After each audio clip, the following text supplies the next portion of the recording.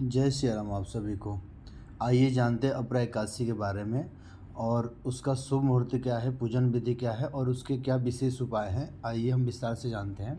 ज्येष्ठ कृष्ण एकादशी को अचला या अपरा एकादशी के नाम से जाना जाता है। इसका पालन करने से व्यक्ति की गलतियों का प्रायश्चित होता है। इस व्रत के प्रभाव से व्यक्ति का नाम और यश बढ़ता है। इसके प्रभाव से व्यक्ति के पितरों की आत्मा को शांति मिलती है। हिंदू पंचांग के अनुसार हर साल 24 एकादशी मनाई जाती है। इस तरह एक महीने में 2 बार एकादशी पड़ती है, पहली कृष्ण पक्ष की और दूसरी शुक्ल पक्ष की।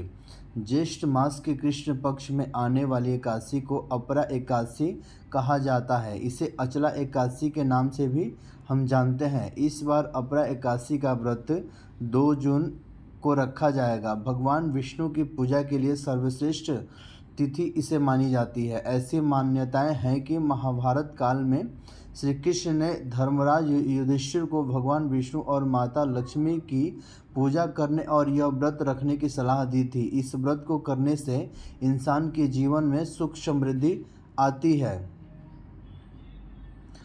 अपरा एकादशी का जो शुभ मुहूर्त है वह एकादशी तिथि की शुरुआत 2 जून यानी सुबह 5:04 पर शुरू हो चुकी है और तिथि का समापन 3 जून यानी कल रात में 2:41 पर होगा।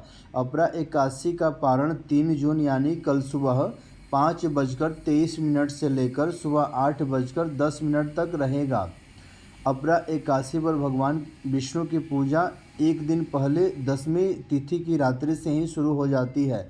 10वीं तिथि के दिन सूर्यास्त के बाद भोजन ग्रहण करने की मनाही है। सुबह सूर्योदय से पहले उठे और स्नान के जल में गंगा जल मिलाकर स्नान कर साफ कपड़े वस्त्र पहने और विष्णु भगवान का ध्यान करें। पूर्व दिशा की तरफ एक पटरे पर पीला कपड़ा बिछाकर भगवान विष्णु की फोटो को स्थापित करें। इसके बाद दीपक जलाएं और कलश स्थापित करें। भगवान विष्णु को फल फूल पान सुपारी लौंग लाची जनेऊ इत्र अर्पित करें। खुद भी पीला आसन का इस्तेमाल करें और वहां आप स्वयं पीला वस्त्र धारण जरूर करें। अपने दाएं हाथ में जल लेकर अपनी मनोकामना का मन में ध्यान कर भगवान विष्णु से प्रार्थना करें।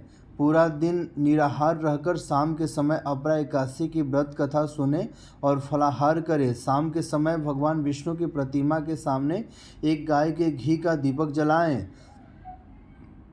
माना जाता है कि जो लोग एकादशी के दिन व्रत नहीं कर रहे हैं उन्हें इस दिन चावल नहीं खाने चाहिए। एकादशी के दिन विष्णु सहस्त्र नाम का पाठ करने से भगवान विष्णु की विशेष कृपा होती है। जो भी भक्त विष्णु सहस्त्र नाम का पाठ एकादशी तिथि पर करता है उसके पापों का प्रायश्चित होता है और उसको संपूर्ण दिशाओं में चारों दिशाओं में यश की प्राप्ति होती है। भगवान श्री हरि की प्रतिमा को पंचामृत और गंगा जल से स्नान कराएं। भगवान को फल फूल केसर चंदन और पीला फूल चढ़ाएं। पूजन के बाद श्री हरि की आरती करें। ओम नमो नारायणाय या ओम नमो भगवते वासुदेवाय मंत्र का जाप करें। इसके बाद भगवान से अपनी मनोकामना कहें। जो भी भक्त जिसको विष्णु भगवान से संबंधित जो भी मंत्र याद है, जो भी श्रोत्र याद है, वो विष्णु भगवान के समक्ष उस पाठ को उस श्रोत्र को जरूर करें। और अपरा एकादशी पे हम कौन सी गलतियां करते हैं जो एकादशी के दिन न करें वो भी आप सब जानकारी प्राप्त करें। तामसिक आहार और बुरे विचार से दूर रहें, यानी कि हमें ऐसा कोई भी भोजन नहीं करना है जो एकादशी पे वर्जित हो और बुरे विचार से हमें दूर रहना है। न ज़्यादा किसी से बात करना है, न ज़्यादा किसी से वार्तालाप करना है। किसी प्रकार की बातें अगर आप करते हैं तो उससे आपके मन में कुछ नकारात्मक विचार आ सकते हैं। इसलिए प्रयास ये करें कि बहुत कम ही आप बातचीत करें। भगवान विष्णु की उपासना या बिना भगवान कृष्ण के उपासना के दिन की शुरुआत न करें, यानी कि आप सुबह जब भी उठें तो भगवान विष्णु का स्मरण जरूर करें और उसके बाद अपने किसी कार्य की शुरुआत करें। एकादशी के दिन चावल और जड़ों में उगने वाली सब्जियों का सेवन नहीं करना चाहिए। एकादशी के दिन बाल और नाखून काटने से भी बचना चाहिए। इस दिन सुबह देर तक नहीं सोना चाहिए। अपरा एकादशी की कथा कुछ इस प्रकार है, आप सब जरूर सुने। युधिष्ठिर कहने लगे कि हे भगवान, ज्येष्ठ कृष्ण एकादशी का क्या नाम है तथा उसका महात्म्य क्या है, सो कृपा कर कहिए।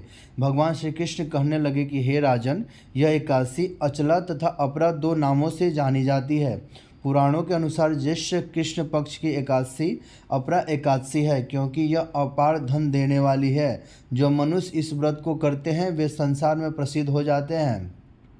इस दिन भगवान त्रिविक्रम की पूजा की जाती है। अपरा एकादशी के व्रत के प्रभाव से ब्रह्म हत्या, भूत योनि, दूसरों की निंदा आदि से सब पाप दूर हो जाते हैं। इस व्रत के करने से पर स्त्री गमन, झूठी गवाही देना, झूठ बोलना, झूठे शास्त्र पढ़ना या बनाना, झूठा ज्योतिषी बनना तथा झूठा वैद्य बनना आदि सब पाप नष्ट हो जाते हैं। जो क्षत्रिय युद्ध से भाग जाए वे नरकगामी होते हैं, परंतु अपरा एकादशी का व्रत करने से वे भी स्वर्ग को प्राप्त होते हैं। जो शिष्य गुरु से शिक्षा ग्रहण करते हैं और फिर उनकी निंदा करते हैं वे अवश्य नरक में पड़ते होते हैं, परंतु अपरा एकादशी का व्रत करने से वे भी स्वर्ग को प्राप्त होते हैं। जो शिष्य गुरु से शिक्षा ग्रहण करते हैं फिर उनकी निंदा करते हैं वे अवश्य नरक में पड़ते हैं, मगर अपरा एकादशी का व्रत करने से वे भी इस पाप से मुक्त हो जाते हैं। जो फल तीनों पुष्कर में कार्तिक पूर्णिमा को स्नान करने से या गंगा तट पर पितरों को पिंडदान करने से प्राप्त होता है, वही अपरा एकादशी का व्रत करने से प्राप्त होता है। मकर में सूर्य में प्रयागराज के स्नान से, शिवरात्रि का व्रत करने से, सिंह राशि के बृहस्पति में गोमती नदी के स्नान से, कुंभ में केदारनाथ के दर्शन से या बद्रीनाथ के दर्शन, सूर्यग्रहण में कुरुक्षेत्र के स्नान से, स्वर्णदान करने से अथवा अर्धप्रसूता गौदान से जो फल मिलता है वही फल अपरा एकादशी के व्रत से मिलता है। यह व्रत पाप रूपी वृक्ष को काटने के लिए कुल्हाड़ी है, पाप रूपी ईंधन को जलाने के लिए अग्नि, पाप रूपी अंधकार को मिटाने के लिए सूर्य के समान, मृगों को मारने के लिए सिंह के समान है। अतः मनुष्य को पापों से डरते हुए इस व्रत को अवश्य करना चाहिए।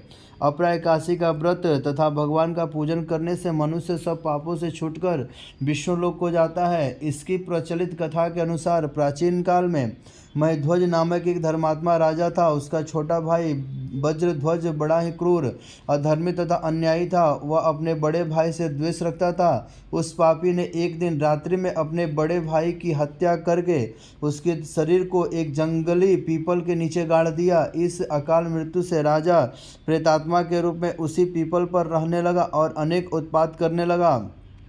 एक दिन अचानक धौम्य नामक ऋषि उधर से गुजरे। उन्होंने प्रेत को देखा और तपोबल से उसके अतीत को जान लिया। अपने तपोबल से प्रेत उत्पात का कारण समझा। ऋषि ने प्रसन्न होकर उस प्रेत को पीपल के पेड़ से उतारा तथा परलोक विद्या का उपदेश दिया। दयालु ऋषि ने राजा की प्रेत योनि से मुक्ति के लिए स्वयं ही अपरा अचला एकादशी का व्रत किया और उसे अगति से छुड़ाने को उसका पुण्य प्रेत को अर्पित कर दिया। इस पुण्य के प्रभाव से राजा की प्रेत योनि से मुक्ति हो गई। वह ऋषि को धन्यवाद देता हुआ दिव्य देह धारण कर पुष्पक विमान में बैठकर स्वर्ग को चला गया। हे राजन, यह अपरा एकादशी की कथा मैंने लोकहित के लिए कही है। इसे पढ़ने अथवा सुनने से मनुष्य सभी पापों से छूट जाता है।